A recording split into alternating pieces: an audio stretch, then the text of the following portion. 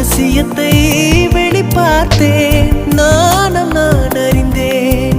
கொஞ்சம் பனிப்பூவாய் நீ குறுக, என்னை அறியாமல் மனம் பறித்த